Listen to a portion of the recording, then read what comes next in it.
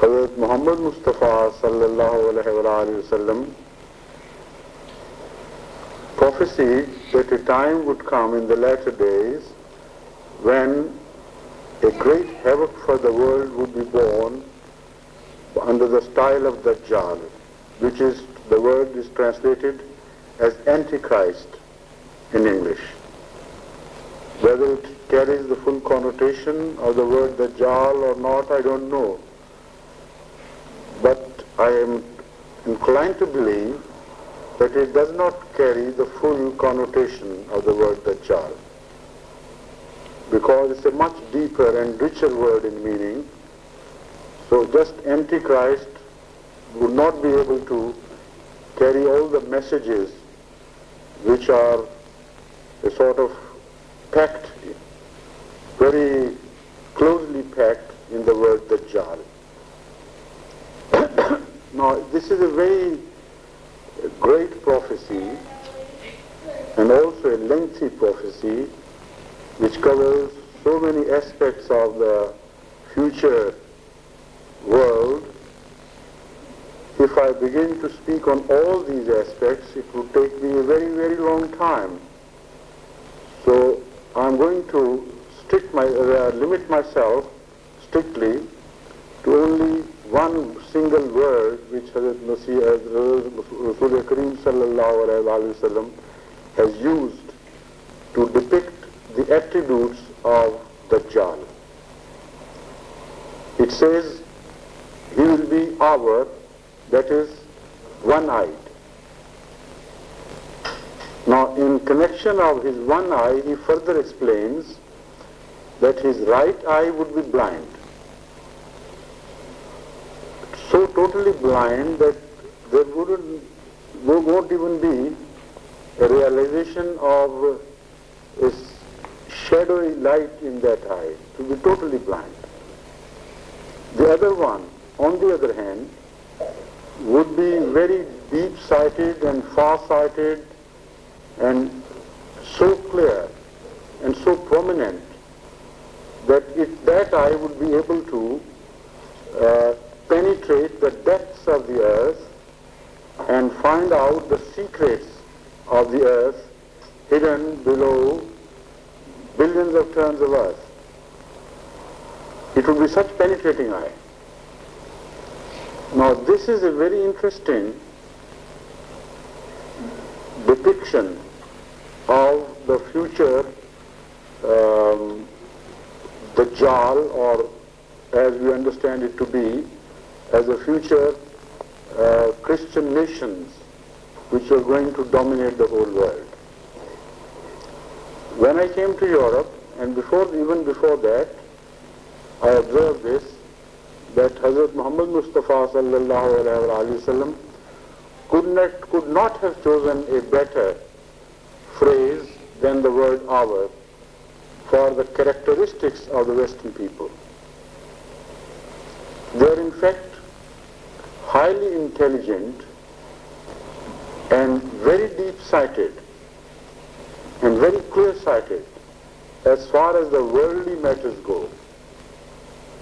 And you must bear in mind that while interpreting dreams, we are told that if you see left side of a person, that indicates the world or materialism. If you see the right side of a person, that indicates spiritualism. So by explaining that his right eye would be blind, what he meant was that people, however great they apparently be, they would be blind to all that is good, because rightness stands for goodness in the interpretation of the Muslim way of interpretation of dreams.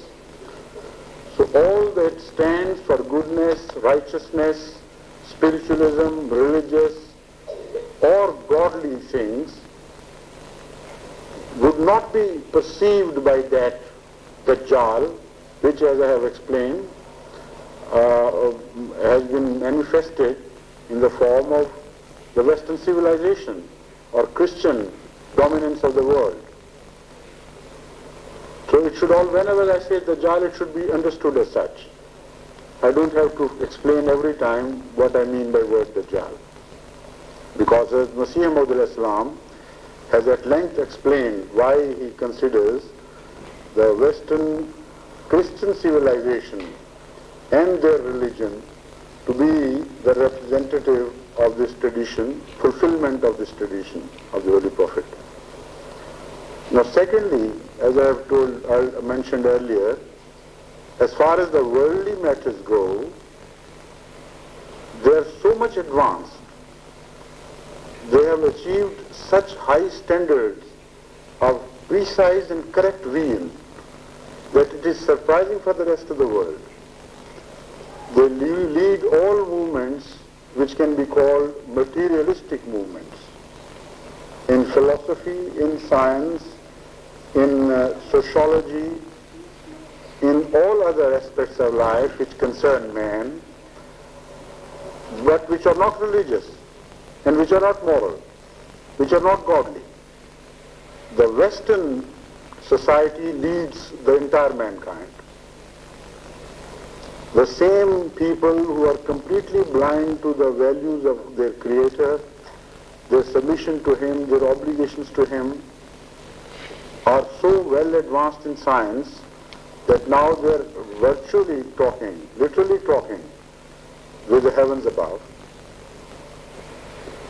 As we call it, why I use this word talking? Because in Urdu we say, asman se baatein karna, which means one attains such heights as if by reaching those heights he is able to really talk to the heavenly bodies. And this is what exactly they have done. When they first put their feet on the surface of moon, they addressed that moon and they addressed the heavenly bodies in such pride. But now we have reached this. And they have started searching for other places in space to achieve even greater heights. So this is one end. As far as the worldly affairs go, they have invented a highly sophisticated weapon system. So sophisticated and so deadly that once they decide to use such weapons against mankind, there is every possibility that the species of mankind would be destroyed and wiped out from large areas of the world. All this because of their very exceptional eyesight regarding the material world and the laws of nature. Very penetrating eyes have been granted to them by Allah.